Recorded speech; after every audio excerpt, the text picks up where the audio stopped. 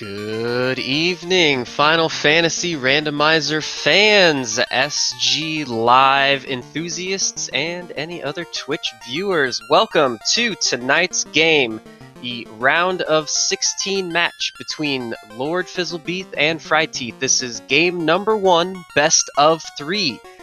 Tonight, joining me in the booth, I have the ever-so-lovely Shoom Bobby, as well as behind the scenes, we have the lovely tracker Danny, so welcome to you both. And Shoom, why don't you, if you would like to, go ahead and give us a little rundown of what we're about to see tonight as far as the flags go. Sure, and thank you for that intro. I've never been called lovely so quickly. We have a fairly straightforward game tonight, actually. Having looked over these flags, it seems very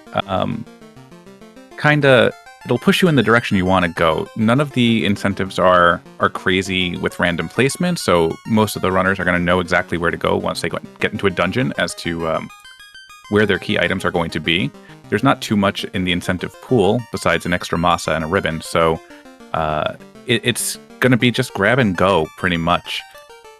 Everything else is almost like vanilla plus. It feels very, very standard in terms of what Final Fantasy does for us. The big one that I think the runners are going to really have issue with is the draft for the party. So we have a pool of 6 characters from which the runners can choose from, and it looks like our runners have largely agreed that a thief, a red mage, and a white mage are valuable assets here because we don't have black mage in the pool tonight.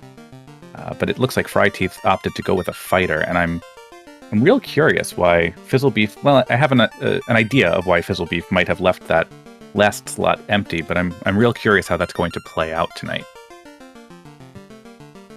Yeah, this is certainly going to be an interesting matchup so far. I have to admit I missed the blursings, so it's possible that the Thief, White Mage, or Red Mage can help make up for the lack of a fighter or a black belt as well, being the main damage dealer in the group. But I suppose we'll see a little bit of what they can do, and maybe we'll be surprised by someone picking up a X-Cal or a Katana or something fun at some point.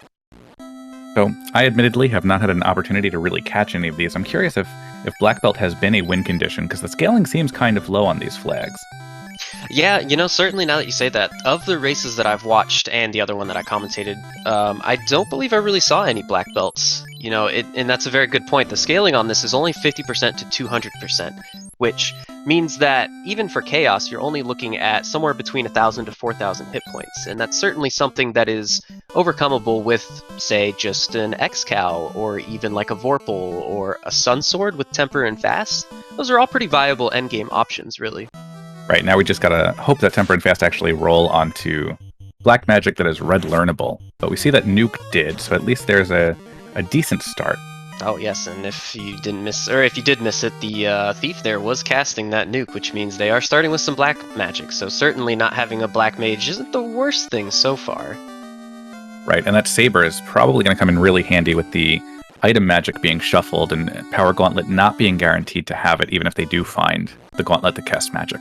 Oh, absolutely. And I've seen some pretty fun item magic rolling in some of these seeds. Just one of those seeds earlier today, there was a Cure 4 helmet, and so our team, the runners actually had multiple casters of Cure 4, which meant the Chaos fight was relatively safe as far as healing went. Yeah, I'm excited to see what this actually throws at us, because some of the randomizations here are not really... It's very, very vanillish, as I mentioned before, but also not typical in the meta of the game over the last year. So just things that will direct the runners into different places, like the fact that there aren't early sages on, or that item magic is kind of completely shuffled around, that you can grab a Cure 4 helmet. Like, that's not stuff that I think a lot of runners are used to seeing these days. Yeah, and certainly something that our runners are happy to see is that we've already found our canoe, which means this seed might go pretty quickly. If I'm not mistaken, the runners also already have their floaters, meaning that they can go ahead and go get in the air as soon as they make it down south. Actually, I might be completely missing that. They don't have their floaters yet. Never mind. That's the wrong picture for that, isn't it? I believe that was the crystal. That's right, it was the crystal. That's my bad. Obviously, talking to Matoya right now for the canoe. I can pay attention. It's all right. It's been a rough 2 minutes of this race so far. Yeah, and I mean, as you said, these are pretty quick. It's kind of vanilla-ish, so things aren't going to be too much of a slog, and certainly things are flying by as it goes right now. We're still under 3 minutes in. Our runners have multiple, locations checked for incentive items already. The faster ship is turned on, so they are just cruising on the sea. Yeah, so that early canoe is actually going to pose a little bit of a problem if Vicky doesn't kind of tell them exactly where to go, because you have a lot of checks that you might feel are good when you have 2 early nuke casters. Ice Cave opens up kind of early, but it also could be kind of a bait. So we'll have to wait and see where they choose to go with this. Oof. And even more of the world just opened up. Yeah, so for our incentive locations tonight, that means that now our runners can go to either Marsh, Ice, or Ordeals next for an incentive item. I believe Ordeals is locked behind the crown still on this flag you set. are correct. Oh, I did this last time that I commentated one of these races as well. I completely I'm 100% used to all of the early item flags being turned on. So early Sage, early Sarda, early Ordeals, and early King. But you are 100% correct. They need the crown before they can do that. So Ordeals is not an option at the moment. Now, that said, I'm not opposed to having a good fit of laughter when one of them bounces off of something like that. Oh, that'd be sad. I mean, we're pretty far into the tournament at this point. I would hope that if they were going to do that, that is already behind these runners. For a quick recap on what it took to get our runners here into the round of 16, they have had to make it through both the qualifying round as well as a play-in race for some of the racers as well before the tournament was actually seeded. So we had, oh gosh, somewhere around 30 runners, I want to say, that were in this tournament, but only the top 16 actually made this bracketed play. So leading up to this, there was 9 qualifying races, though our racers only had to compete at a minimum of 3. And then from there, seeding was either happening or for the racers who... I'm completely forgetting pods happened as well. Sorry.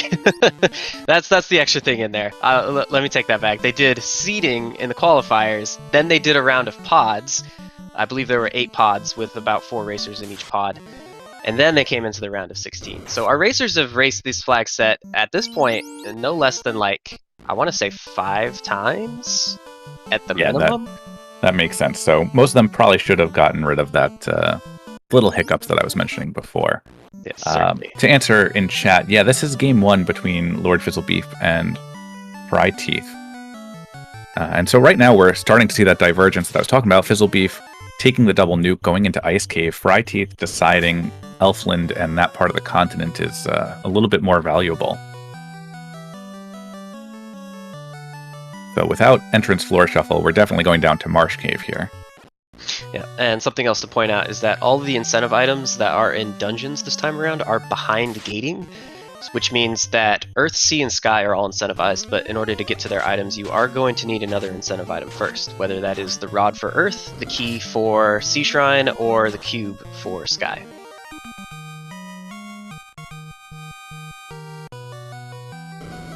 So this play also, I think, for Fizzlebeef is a really big plus because you have warp to get that rod. You have the double nukes to take a couple of fights here, and Ice Cave is really, really good for getting those early levels. And so we'll see how that plays out, especially with the 3-person party. Yeah, it seems to be working pretty well so far. I mean, we're, 6.5 minutes in, and we already have multiple locations just out of the way. It's certainly this seed is meant for speed, and our runners are showing it right now. We have a Frostwolf tile on the crown location in Marsh Cave. I would be tempted to take that a couple times, especially with Exit. Yeah, with both Exit and Nuke, I think I would do the same, just to get some of those early levels out of the way. With now, obviously, fryteeth doesn't know about the Rod and Ice, but certainly for LordFizzlebeef, heading to Earth next isn't a terrible play. Get it out of the way, although I know some runners prefer doing it late game, simply so that mobs run away from you after you're finished grinding or have higher levels. Without the Sages, I think Earth Cave is a really good play here. It's a good point, too.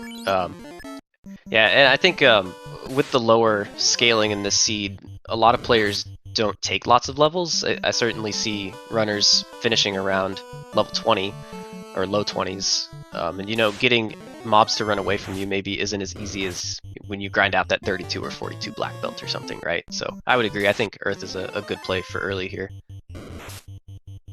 And I think they have pretty good run chance here, if not guaranteed run for all the encounters. So even if the enemies aren't running away from you, at least they're not being bogged down necessarily. Yeah, unrunnables are mixed into the packs, given, you know, like the Frost Wolves right now are unrunnable that we're seeing. So certainly it's not out of the question that something disgusting could pop up, you know, unrunnable, I don't know, whites with thunder or something, right? Yeah, that would not be fun.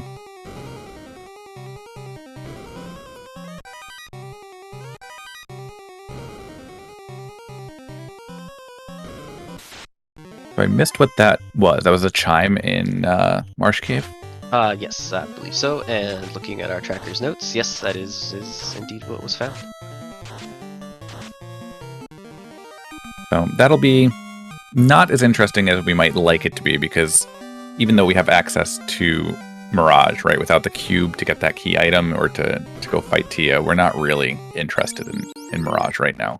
Yeah, I mean, unless we had like multiple Brat casters and someone wanted to get really cheeky with game 1 here, yeah, I don't think we're seeing anyone, even if we found the cube here relatively soon, heading that direction. Chat's already calling for Sky though, so I might be wrong. All right, let's find ourselves a cube and go reverse boss order. Magic is loaded in these early levels. Life 2 for white and Fade at level 3. Oh, and there's fast. Yeah, we pretty much already have our win conditions. I mean, if we find ourselves a tail and a katana, I think this thief is going to just decimate the rest of the seed. I mean, they might be pushed into that incentive masa, at which point, don't even worry about checking chests. So I guess the nightmare situation here would be if you have like a really rough lab, like maybe behind the sea gating into Lefane holding the masa, then you have to consider, am I going to try to promote and just use a mediocre sword with fast and saber, or am I going to really hunt down that masa? Yeah, and certainly if Chaos rolls towards the higher end of the stats that are available, towards 200%, that's quite a bit of evasion and absorb, and if you don't have a very good weapon, and if it hasn't rolled up as well, then you're going to be looking at a real rough time for Chaos. Alright, so Fizzle making the Earth play, fryteeth making the play towards Crescent.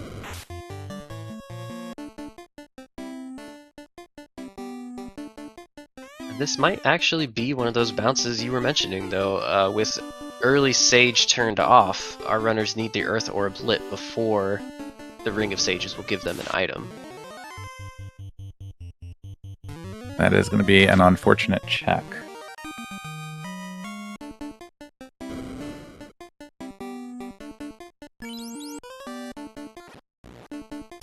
LordFizzlebeef already threw the Vampire and the Rod Plate, meaning that the incentive item is going to be in one of these 2 rooms we're about to see.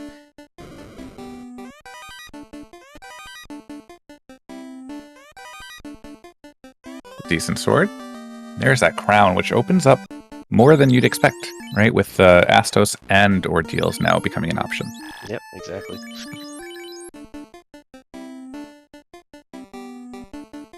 I think given the proximity and the fact that we have the canoe, certainly the crown will be used first. I would tend to agree on that one. Although I suppose our runners could wait off on that until they find the key to check the 2 trap tiles inside Northwest. It's never something to just completely ignore. No, but that I think you still, in the event that Astos has something like the floater, you don't want to make that kind of mistake when you're, 15 tiles away? So at the very least, it warrants a let me save outside of Melmond and check Astos at least. Yeah, and certainly it's nice that Astos tells you the item that he has before you actually do the fight, so it's even easier to just make that check and reset out if necessary. Now I am hoping that Fizzle at this level has enough resources to get through Lich, because if Lich has any cheeky spells, we might be in for a bad time here. Yeah, certainly banking on 2 nukes and a harm 3 isn't the worst plan, or just 2 nukes. I think the harm 3 was on the same level that they just... Wow, that is a... Oh. Never mind. Paper thin lich. No reaction from our runner because Lich is supposed to be a speed bump, but that was exceptionally bumpy. Or speedy, I suppose. Yeah, exceptionally flat, I guess.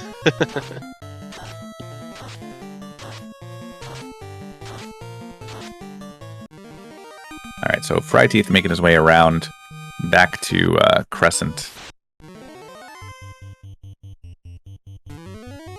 Where Fizzle's going, he doesn't need to save. Lives life on the edge.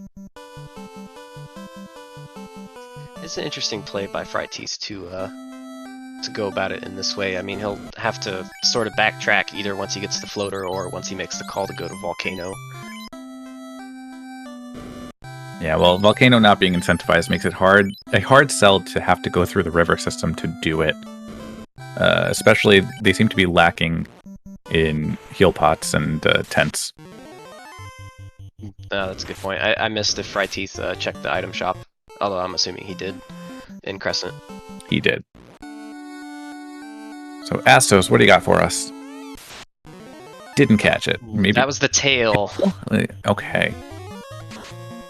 So Bahamut docks are not turned on, which means if we want to promote, we will need that floater.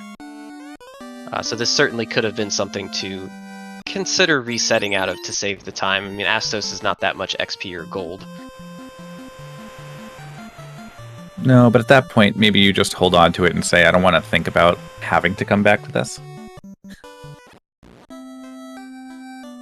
But Fizzle finally making his way to Elfland at 15 minutes.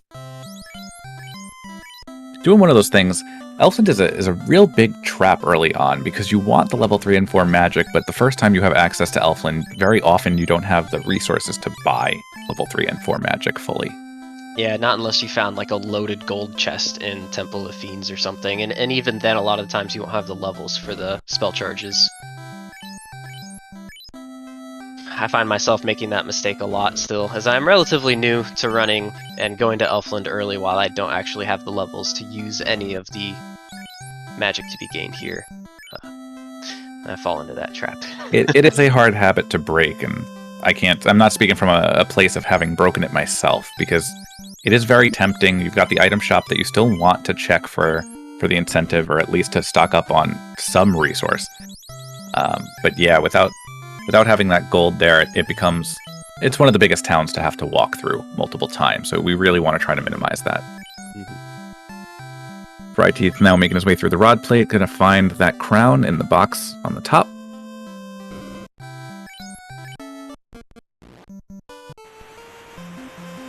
Yeah, that Wear plus 4 sword is not going to be too terrible for the run. I believe it has something around, 28 damage? Certainly nothing to scoff at for these early fights. Oh, I would say that could be an endgame sword if push came to a really hard shove.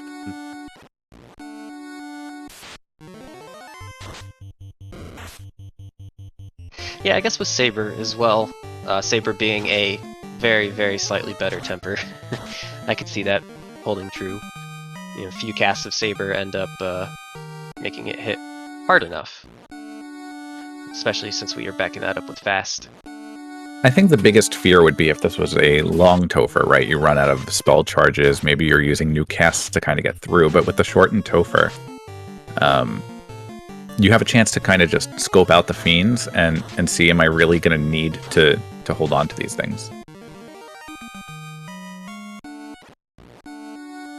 Chat informing me that we have Thunder Mancats that I missed.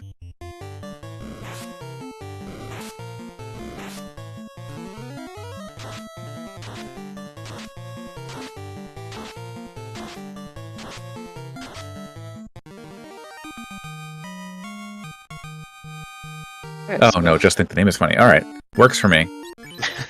I'll take it. I'd rather not see Thunder Mancats given how large of packs we have in Mirage.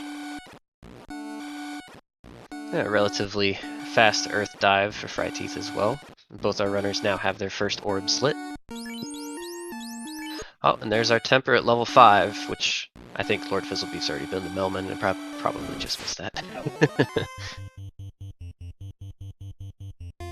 Well, finding an eye, though, but with glare, that's a bit mean. Isn't that a vanilla ability of the eye? You know, I've played so many randomizers, I honestly can't remember, but if you're talking about an ability called Glare and the enemy is just a big eye, I feel like it should be. Works for me. I think it has Quad X also in the original script. But... Oh, that is kind of gross for how early you meet it in Ice Cave. Yeah, it was a very big, like, pun not intended, eye-opening experience when I found out that all the runners want to encounter the eye. As far as grinding is concerned, it's a very big change of pace from where you are in vanilla, because like why do I need this extra 1000 XP at a very dangerous fight in a very dangerous location? But it's with the shuffled trap tiles and everything, it's and the shuffled scripts especially, much more valuable. And in case anyone missed it, LordFizzlebeef did find the floater in Ordeals, and we are about to get into the air. Hopefully, LordFizzlebeef will find a pure potion, so we can stop listening to that. Ah, nah, here, I thought it was the song of his people. There we go. He found 20 of them. Usually I'll take another 5 steps before I remember to actually use the pure potion, so I'm glad that we got that right off the bat. Yeah, I do the same thing. It's like I buy it, I'm like, okay, we're good, and then take those steps and go, oh yeah, you have to actually use it. Well, both our runners about to find out what the Circle of Sages has for us. And there is our break, but not enough money to buy it. A bottle. Helpful for LordFizzlebeef, who can get into Gaia, not so much for fryteeth, who still needs to run through Ordeals.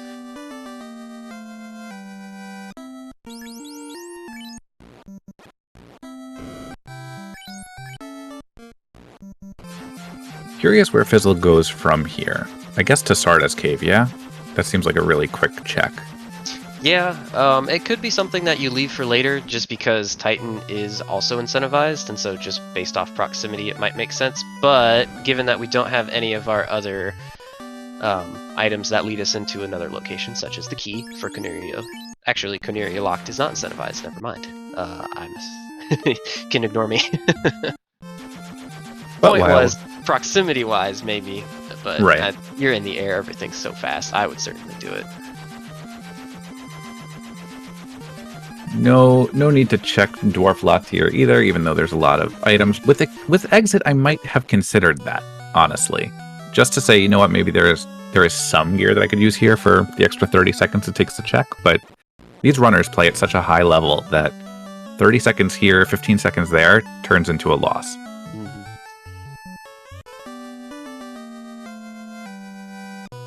Now, did LordFizzlebeef have any weapons that the ninja would be able to make use of after this promotion? Does the Wear Sword go on a ninja? I believe it can. I believe... Actually, it might be just out of a ninja's reach. It's Wear, Coral, and Dragon. I always remember the same sort of like grouping right there in the low 20s. So definitely Coral is a sword that Thief likes. Ninjas can equip everything except Xcal and Mage Staff, perhaps. Interesting. There's quite the range of weaponry now. Of course, finding the Masa or Katana would... render this all moot. Yeah, pretty much. fryteeth is taking this eye multiple times. I'm not sure he's seen Glare yet. There is our loot from the ferry. So we have a loot and a key. I think Fizzlebeef is just about in go mode. We need an Oxyel and a cube. Oh, well, see, the ferry pulled that out of a little pond, so I was convinced it was actually a fish.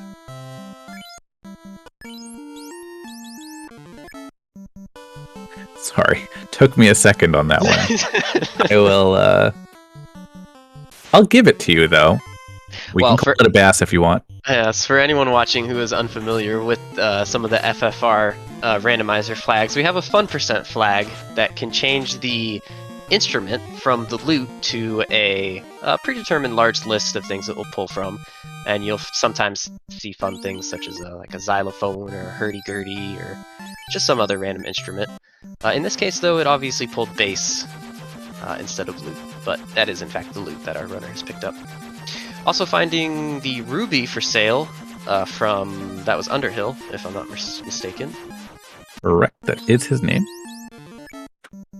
And so instead of stealing a fairy, at least he stole a rock. I guess we can manage on that one.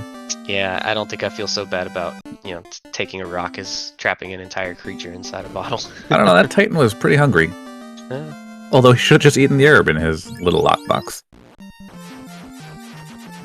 Well, certainly one of the things you said at the beginning of this race holds true, that the incentive items just kind of lead you in a trail that you just sort of follow. And there's not much deviation outside of that.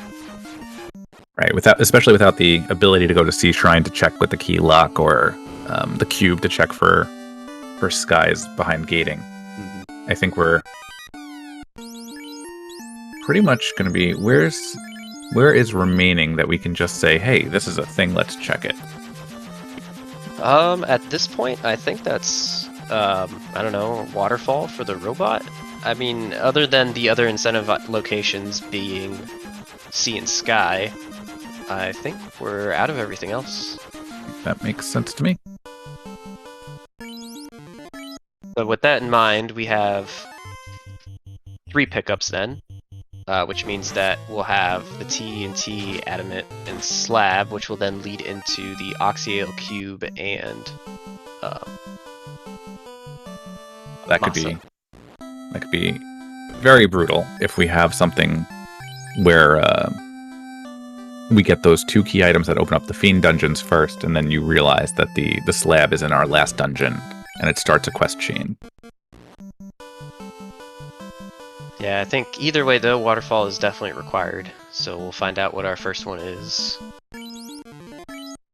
I suppose those items don't necessarily have to lead in that direction. We could find Oxyalar Cube here in Waterfall, which then leads into a fetch quest item into a fetch quest item as well, will be possible.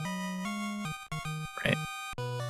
Well, either directly or indirectly, this robot is going to allow Fizzle to continue the game.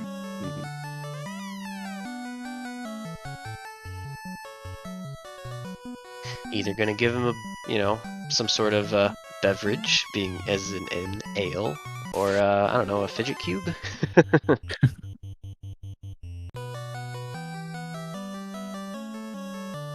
We should have 1% flags for all of the items, I think. Oh, I would get so confused so quickly. I'd have to stare at items on my screen for like 10 seconds before it registers what it is. Sometimes I get confused just watching racers when they have the 1% flags for the loot and or the ruby turned on. The ruby is the one that gets me. And I like to think that I know my foods. And I know Caleb isn't calming tonight, so I figured I'd try to weave food in there somehow. But, like, I don't know, I cannot play with those flags. They break me. They really do. Yep. Yeah, I haven't even tried because I'm just too afraid. Now, LordFizzlebeef finding the trap tile in Waterfall is our seafood party platter, which is quite a hefty amount of XP if you can take it down, although with the ninja on the floor, feels kind of bad for all that XP to be funneled to your casters. Oh. How delightfully vanilla. Yeah. The robot wants us to go meet his people. Ooh, finding a second and another ribbon. Is that also vanilla? Is there a ribbon in that, or is that the defense sword that I'm thinking of? I feel like it's the defense sword, but I might be wrong. Defense and ribbon. Thank you, cheese. Oh, they're both there. Yes.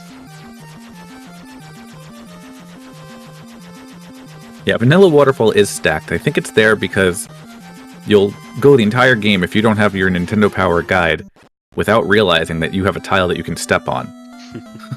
So they're like, ha, you found this. Here, have a ton of game-breaking items. I remember the original Final Fantasy instruction booklet only had half of the game into it. It was like an entire game manual, but it only gave you up until you got the floater out of ice, and then basically for the North Continent said, good luck. I mean, that is a significant portion of the game, though. I remember Dragon Quest III actually did that also, and it was like an 80-page booklet or something and got you halfway through the game. And I kind of miss those days when video games would not hold your hand, but give you reading material for the bathroom when you lost your phone. Oh, that is, well, back in those days, there was no phone. I mean, Well, no, that is true. I certainly did that as a kid All of as my well. phones attached to the wall. Yeah, right. And I had to spin it with my finger. Or am I dating myself now with my rotary phones? I actually had a rotary phone as well. My family did when I was very, very young, though we switched to digital pretty quickly.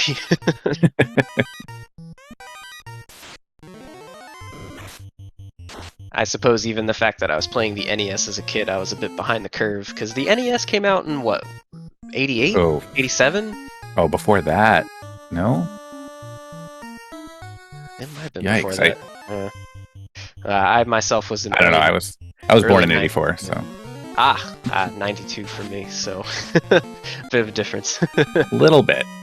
But no, I'm glad to hear that you started with the NES, because this games like this really laid the groundwork for what came later. Oh, absolutely. And this was it's actually probably just my favorite game from when I was younger. I used to play it all the time with my dad. Just some great memories. Drawing out all those maps on index cards and all sorts of craziness that happened with Nintendo games. Yeah. Or I remember our just like absolute glee when we found the Lefane magic shop for the first time. Yeah, I never had that luxury of discovery with this game because we did have the strategy guide, so Yeah. cover to cover reading. I mean, all the time. My 5-year-old brain couldn't ask for any more pictures and words. Come on. I could play the game over and over in my head. Now I get to play it every night. That's true. It's kind of crazy to think about. I remember something else. Yeah, drawing all the maps and stuff. One of the biggest undertakings was the final dungeon of Legend of Zelda 2. Oh yeah, that is a rough one. Massive. And I remember trying to draw it all out and getting very confused as a kid. So, coming back to the game for a second, Fizzle is digging out all of Sky. I don't know how you feel about Sky 2 being one of the big checks. Usually I'll do, if I have to go through all of Sky, I'll do Sky 1 and Sky 3, and then I'll come back to Sky 2 if I absolutely have to. Yeah, it's certainly hard to check because the chests are very, far apart. You have 6 rooms with at max 2 chests each, but it's so many checks still. It's a large portion. And she's also pointing out in chat is Sky 2 does have some of the best encounters, the eyes popping up as well as some other high XP packs to be found. Yeah, the Gurmadusas are some of my favorites. Yeah. Although I know that there are some members of the community that are terrified of them. Just throw Fire 3 at them and they go away. Certainly with Nuke, though, our parties are going to have no problem with them. Yeah, the nukes and the warp especially, just to move around so freely. This is for being, I think Danny rolled this seed. This seems very kind. Yeah, I mean, our runners haven't had too much problem with anything yet. I guess we never know with what Tia is about to throw at us. Up to 200% scaling does mean Tia can pose a bit of a threat. So fryteeth right on Fizzle's heels, probably about 3 minutes back, but checking Mirage. Now we know that there's not going to be a key item here, but maybe just wants a couple of things along the way. Fog shirt isn't the worst. I think we have Invis sticks, Invis axes, if I'm not mistaken. Alright, it's not the best then. Yeah, sadly.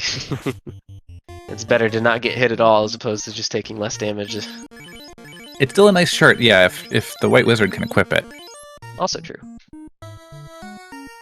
I suppose it could be the black shirt, though. Unless I'm mistaking how item magic shuffle works. No, you're correct. It can. Okay. I didn't know if there was a blursing that would prevent the white mage from equipping their own shirt. Oh, well, it is indeed the white shirt, as fryteeth has it equipped now. Yes, and I saw that Fizzle picked up a Cure 3 something, didn't realize it was a shirt, so that was our black shirt, thank you. Alright, Tia, what you got this time?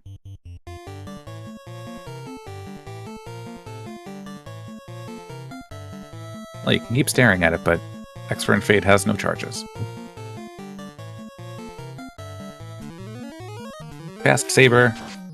Yeah, certainly I think the only thing LordFizzlebeef is missing in terms of magic might be Wall at this point. With the 2 ribbons, I'm not convinced in a party of 3 that we're hyper concerned about that. Even Thunder hitting the Red Wizard at this point. It looks like the Red Wizard might have had increased magic defense. Or at least I believe that would prevent some damage on Thunder. I could be completely mistaken, and I'm sure that some of our better runners in chat will correct me if I am.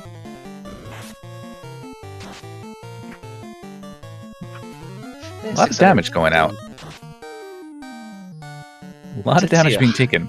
High rolled nuke earlier. I think it was a 396 coming out of the red mage is certainly helpful. Oh, 180, and there goes Tia. That was a beefy one. A beefy enemy for our Lord of Beef. Oof, Germeduses with fast and Sun Touch. Didn't see that before.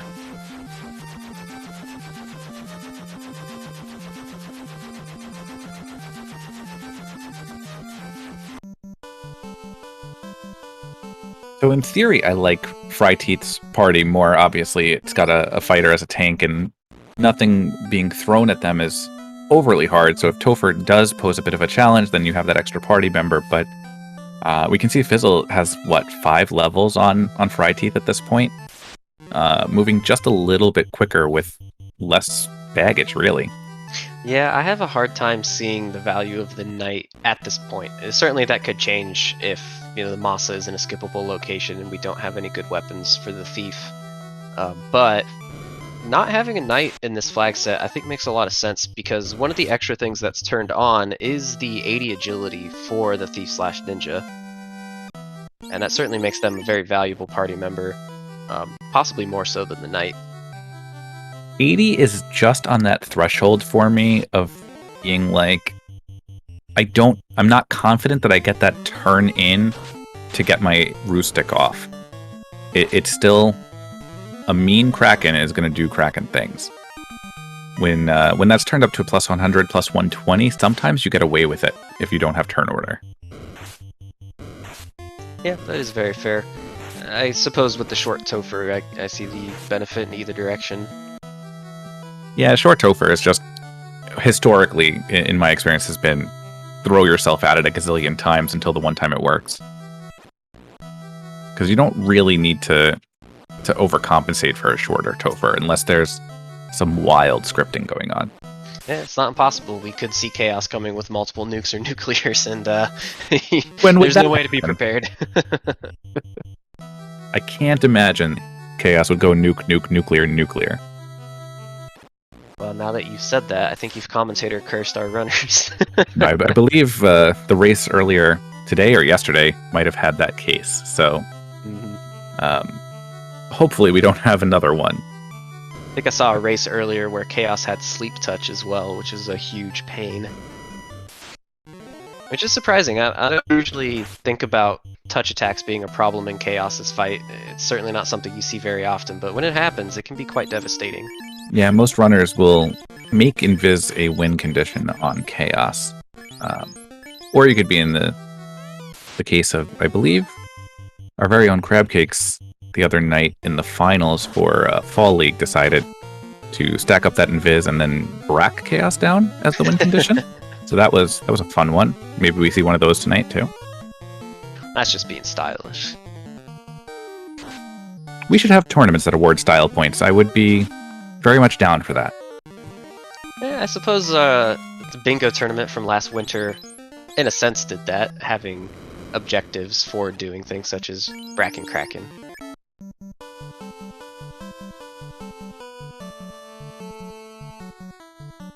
Alright, well, LordFizzlebeef is through Kraken without too much trouble. Fryteeth taking on Tia. And CC reminding us that Exfer and infinite casts of Brack are what allows us to do that to Chaos, but turns out we do have Exfer and a Brack Helm, so I don't know. Here's fingers crossed. 3 hoorays from LordFizzlebeef. I can be about that. Also, Narek being incredibly stingy with crazy good metal, just playing keep away from our smithy. Lazy dwarves is a great concept here. Ugh. Fashions it into a slab.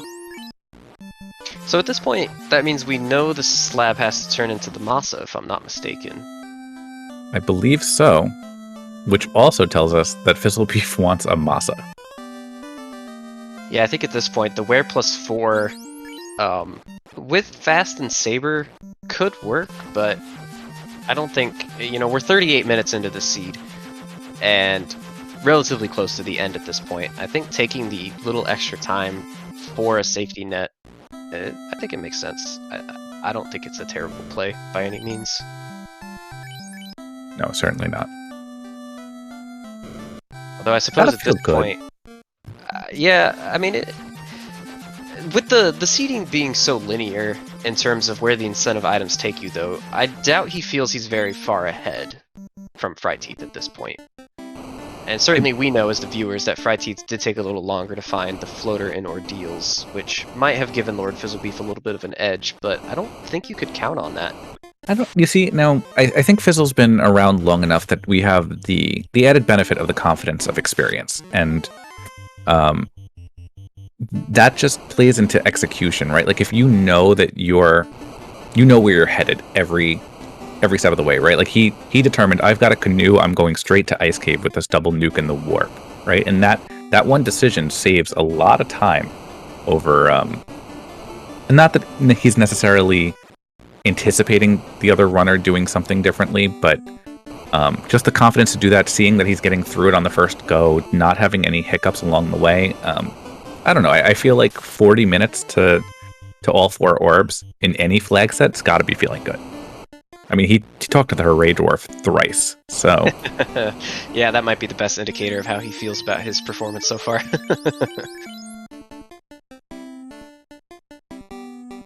Put it in perspective, I don't think I've ever spoken to the Hooray Dwarf intentionally once in a year and a half of doing this.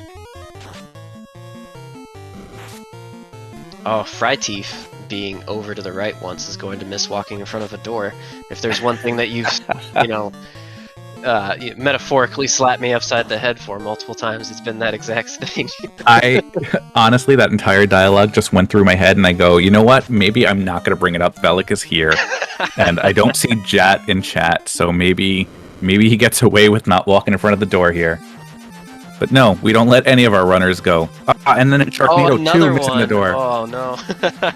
2 extra encounter steps. I don't know how I feel about this. Hey, if I have to take flack for this, then I'm going to give it to other people too. So for anybody who doesn't know what we're talking about, the tile in front of a door is a safe space as far as moving along the encounter table. And so Sea Shrine in particular has a couple of opportunities in which you can walk in front of door tiles that don't take you out of your way and just help you alleviate some of the burden of encounters along the way to Kraken. Oh, LordFizzlebeef finding Masa was +3. That is a pretty fine sword, if I do say so myself. Now, I don't know what the breakpoint is on the ninja here, but he's got to be close to another one, I think, with that +3. Yeah, that +3 puts you, 4.5% ahead, or how many is it? Is it 2 hit points per plus? Oh, it's 32%, or 32 value is worth 1 extra hit. I don't know what the actual percentage breakdowns are. I think the 4.5% is referring to the crit. We should never do math on air, though, so...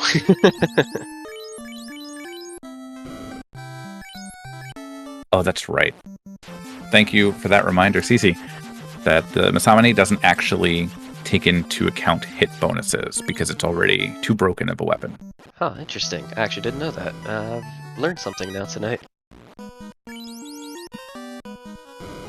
Ooh, very brave Fizzlebeef here, taking down the black orb and the loot plate, but not exiting to save it, and regretting it instantly by resetting out of Kraken. Yeah, so even if our runners didn't have exit and warp, the Topher exit's turned on as well, so it is relatively easy to walk out, save, and then just get right back in there, but he might not have another save item if I missed that. I know he at least didn't have a house, which is why we headed back down to Corneria before coming back up. Yikes. Carry being a little difficult, but not too healthy. I didn't realize that this was only pick 2 on the Fiends. Yes. That makes it an even quicker Topher. Which means it could be a Lich hiding back here, in which case it is. Boy. And this is just an incredibly easy Topher now. Now this is unfortunate, because if I were running this, I would definitely have bumped into Kraken and then Tia, and then regretted my decision. Yep. Because I always go left. I actually always do as well, now that you say that. I think checking right is always the secondary thing. There is that speed bump that we were referring to. A little bit of a bump, but still speedy. And here we go, we're going to get our first look at Chaos already at 43.5 minutes. Fryteeth gonna get the good news about the Masa +3. Curious who that goes on. If the ninja becomes an evasion tank for him, or becomes the DPS. Without a ruse stick, I think you stick with the ninja in the back row being DPS instead. It's a little too dangerous to be trying to cast 6 invis stacks on yourself. I think the correct call was having the white mage in the front here.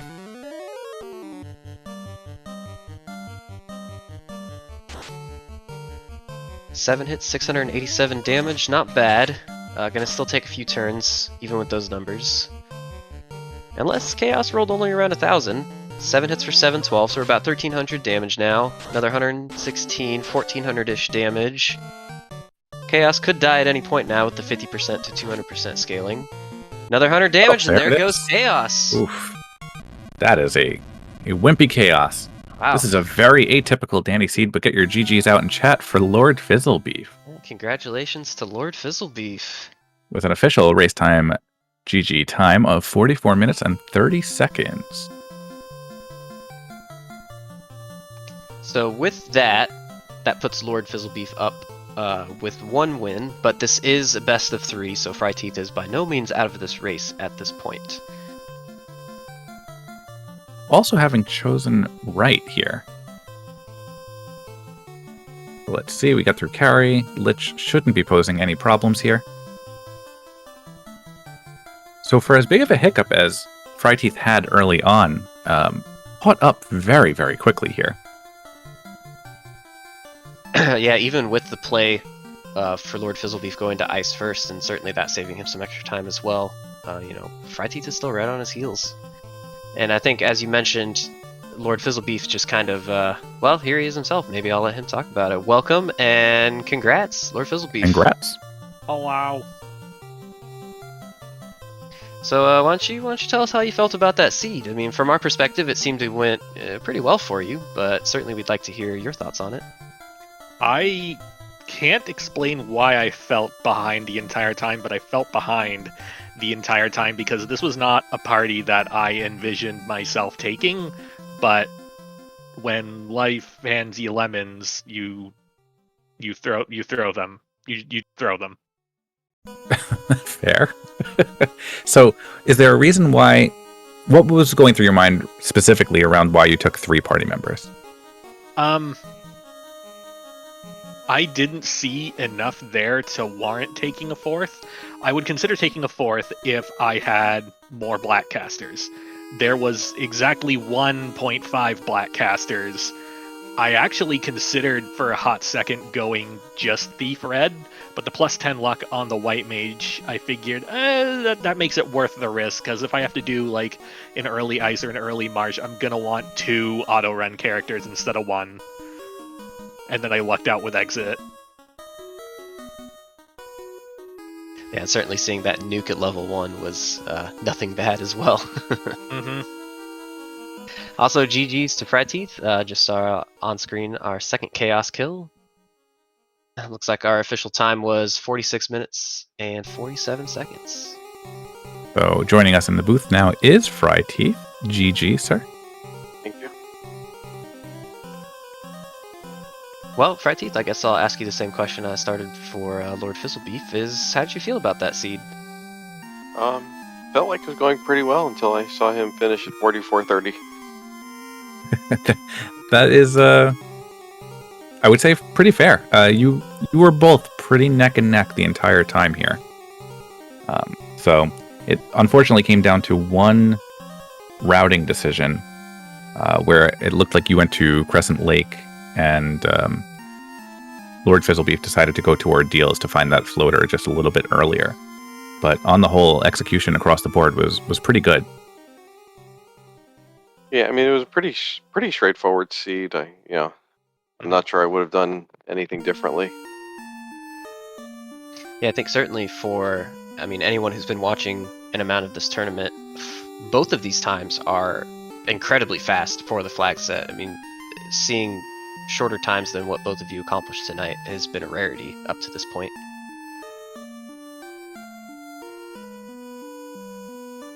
Yeah, it was just with how linear this was, there were very, very few decisions to be made. Like, the first decision was, do I do early ice? And then the next decision was, like, I just came out of Earth Cave with a crown. Like, how do I want to do these 3 checks? And then everything else is basically linear besides that.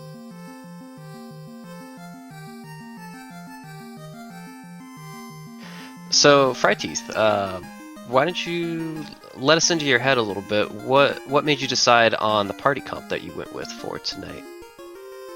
I like running Fighter Thief in these. The fighter for the end game and the thief for running. So, seeing that with a couple mages, that usually makes me happy with these flags.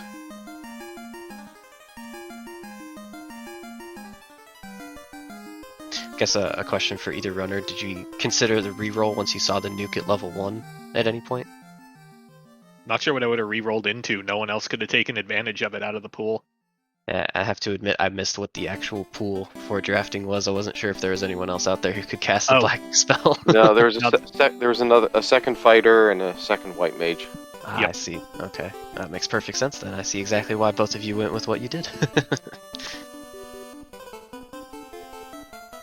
So, that stuff said, I don't know that there's too much to really question at this point, because it was very straightforward. You both clearly know what you're doing here.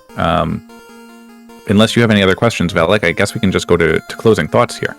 Yeah, no, I don't think I do. This was an amazing show by both runners of just expertise in how to run this exact flag set and just do exactly what it gives you, sort of follow the path and execute at every turn. All right, so on that note, let's begin, I suppose, in reverse order with fryteeth. Any closing thoughts? Just GG tonight, and try and hopefully running 2 tomorrow night. Try and turn this around tomorrow night. So you have your rematch scheduled for tomorrow for the best of 3, and then if you should win, that's going to be a doubleheader? Yep. Sounds fun. And then Fizzle, thoughts? Everyone loves double dipping Onrak Continent and triple dipping Mirage Continent.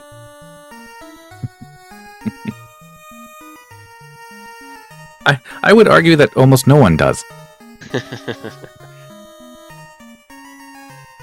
I suppose that is your last thought then? Yep. Alrighty. I'll just hit mine since Velik brought us in. You can take us out too. I just wanted to thank SGL for hosting. Thank our runners for putting on quite the show. This was a really fun one to commentate and just really sit back and just enjoy what was going on the screen. Thank you, Danny, for tracking. Am I missing anybody? Velik, thank you for co-coms. And everybody who joined us tonight, thank you. Yeah, absolutely. I'll echo thank you to everyone who helped make this possible. Our Danny tracking behind the scenes, as well as SpeedGaming for this platform. Thank you to the runners for an amazing show of just expertise and knowledge with this flag set. And certainly thank you to all our viewers out there as well. And if this was just not enough Final Fantasy Randomizer for you, then please, over the next week, continue to watch more as SGLive continues. This is only the round of 16 happening right now, but over the next week or so, we will be seeing the rest of the SGL games for Final Fantasy. happening. So if you just didn't get your fill, there is certainly more. As well as we actually have even just another race tonight on SpeedGaming 4. We'll have Burt Reynolds versus Edge. It's their game number 2 for the round of 16. So even just tonight, go watch some more FFR. And I think with that, thank you again to everyone out there, and I hope we'll see you next time.